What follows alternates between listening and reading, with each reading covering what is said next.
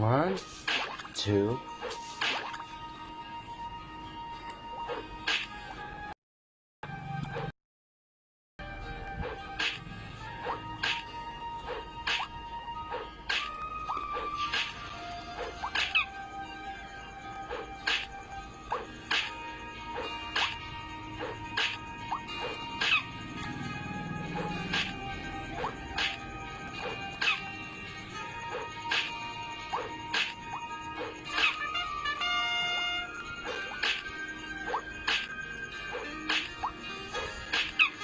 One, two.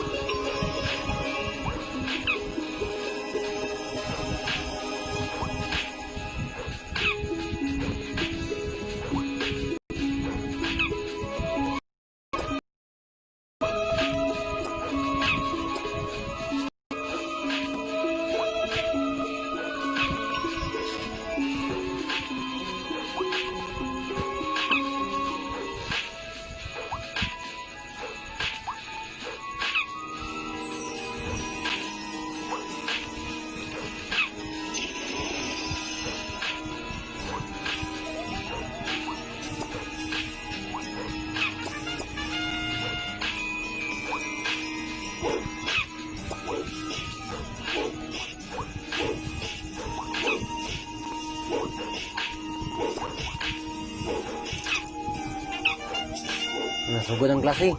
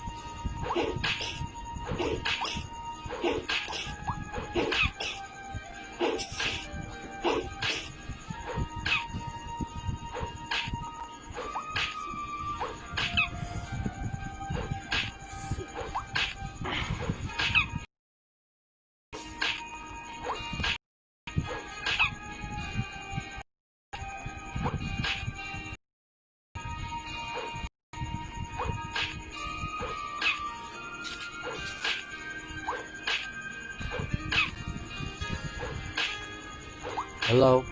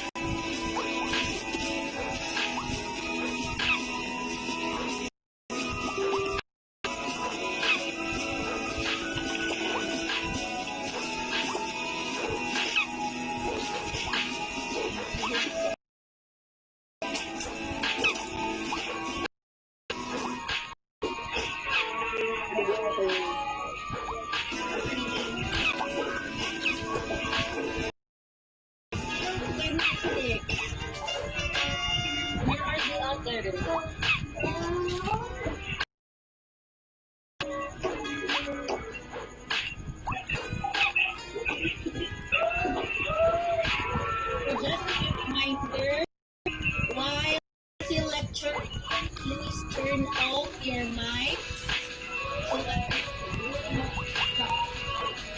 for the other classmates. And then, but at any time that you have a question or something and you would like to answer, just feel free to turn it on again or raise your hand. Attorney, good evening. I'm scheduled for a recitation tonight, but my data my data is very slow because of the maintenance in Globe. Can I just turn off my camera, attorney, during my turn? Begin. This live session is being recorded. Would you please signify your consent or objection to the recording of this session?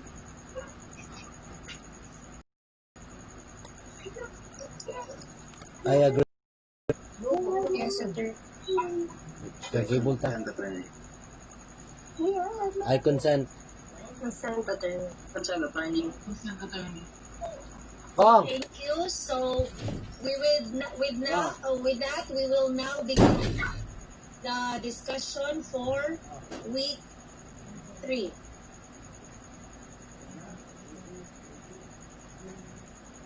Can you view the screen that I'm sharing?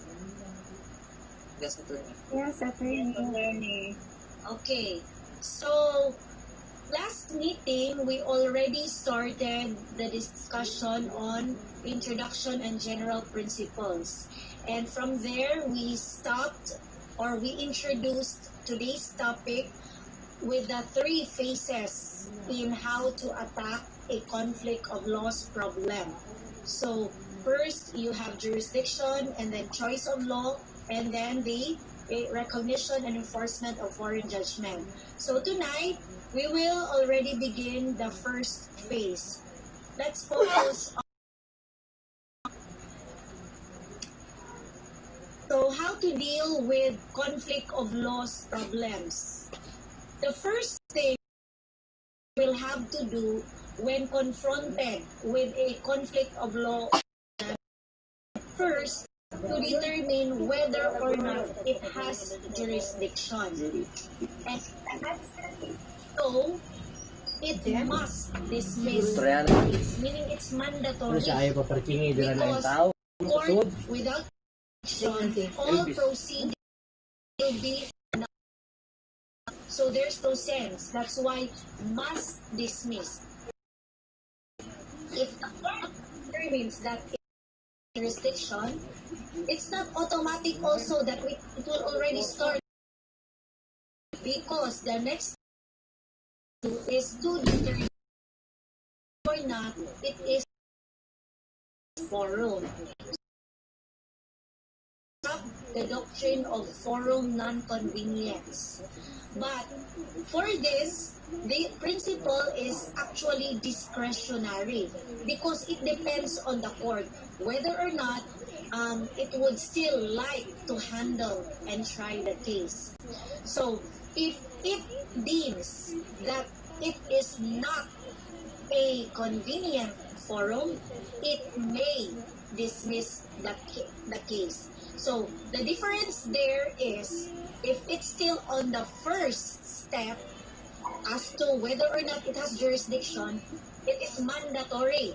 It must dismiss the case. If no, then if it's already on the second level, it has jurisdiction, but then not a convenient forum, it may. It is discretionary.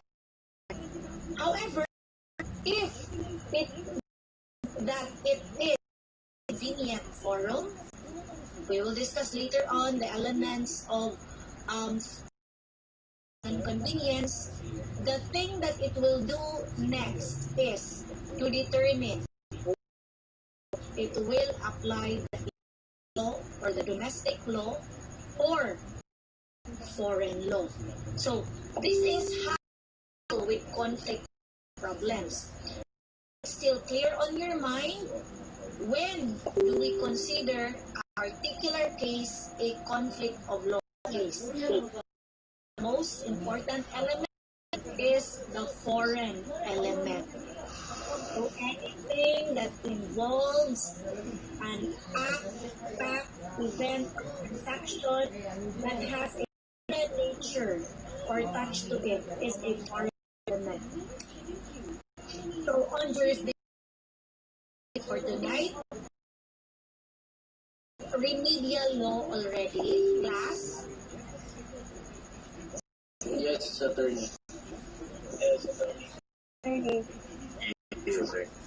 This is just a quick review now of jurisdiction because it is per or under remedial law. So therefore, just very briefly so that you can, we will connect it to conflict laws.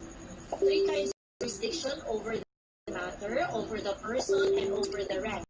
If it is over the subject, it refers to the court's power to hear and determine cases of the general class to which the proceedings in question belong. Meaning, it refers now to time. Jurisdiction over the subject confirmed. So if it is confirmed, not subject, agreement of the party is not dependent on their allegation or defense. They can change it because it is fixed by the law. On the other hand, jurisdiction over the person refers to the competence or power of a court to render a judgment that will bind the parties involved. You know that you have plaintiff versus the defendant. As far as the plaintiff is concerned, jurisdiction over the plaintiff is acquired the moment he invokes the court proper pleading. Meaning to say, the moment he files a case in court, he submits himself to the jurisdiction of the court by asking affirmative remedies. Now, as far as the defendant, jurisdiction is acquired, he entered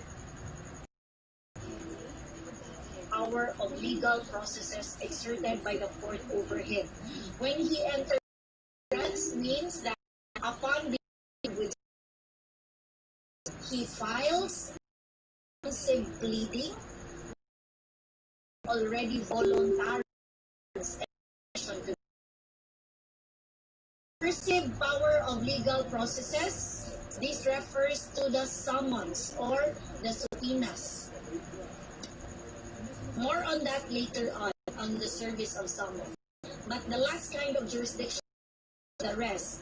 This refers to jurisdiction over the thing or the particular subject matter of the controversy, regardless of the persons who may be therein. For this purpose, you need to review what are the three classes of actions. You have action in rem, action in personam, and action quasi in rem. Action in rem, its purpose is not to impose a personal liability on anyone, but to affect the interests of all persons in the thing. That's why it is in rem, it's on the thing. So, it's binding on the whole world. While an action in personam is binding only their successors. Its purpose is to liability party involved. Next one is action. So, term for quasi in the action for the purpose is neither to impose a personal liability on anyone or to affect the thing, but to affect the interests of particular persons in meaning. So that's why it's only quasi, because if it's really in rem, then it binds everyone. So now, we mentioned about jurisdiction over the How do we acquire jurisdiction of a person? By serving. How do you serve summons? There are two principal kinds of service of summons: personal service and substituted service. So personal is done when the sheriff serves personally the summons by handing a copy to the defendant, and if the defendant refuses rendering it to him, billing, and then the sheriff will just know. Substituted service, on the other hand, happen the person or the defendant cannot be served personally within reasonable time, so substituted service may be allowed by leaving copies of at the defendant's with some person of discretion then residing therein, or by leaving copies of at the defendant's office or regular place of business with some competent person in charge thereof. Now, this type principal types man ni sila, personal and applies actions in persona. So that's why on the previous slide we reviewed classes of actions, because you will now relate this on how to acquire jurisdiction over the person. So for action in personam, it can only either be personal or substituted service of summons. When is public summons by public? Only in these three cases. If the action is in rem or for the thing, if the action is quasi in rem, or if the action involves the personal status of the plaintiff. So only then can you publish in the newspaper the summons of the court. How about extraterritorial service? Extraterritorial means that it is outside the Philippines, outside the country. You serve summons there. When may extraterritorial service be effective? In 4 instances. First, the defendant does not reside in the Philippines, and the affects the personal. Second, the defendant does not reside in the Philippines. Action relates to the subject of which is property in the Philippines, with personal property in which the defendant has a claim, gain, or interest, whether actual or contingent. Or third, when the defendant is a non-resident, but the subject of the action is property located in the Philippines, in which the defendant consists wholly or in part, including the defendant's interest there. The one claiming entire property ownership. And lastly, when the property of a non-resident has been attached in the Philippines. Attachment. So, extraterritorial summons may be served outside our country. How? How may the extraterritorial service be effective? By leave of court. By leave of court means permission from. How? By filing a proper motion. So, by leave of court, either by personal service, tiniyog yung gastuan, muadtog yung musgawas, para lang for the precise purpose of serving the summons, or by publication, but copy of the summons of the court must be sent by registered mail, if known address, in any other the court may deem sufficient, such as mail. So, the modes of extraterritorial service. Do you have a so far? That is on the. If none, must dismiss. If it has jurisdiction, proceed to the second, which is to determine the court is a forum. Everything clear so far? Yes, attorney. I have a question, attorney. Yes. With regards to if the act is in REM, attorney, is in the Philippines, of course, the courts can acquire jurisdiction. However, I did read in the book that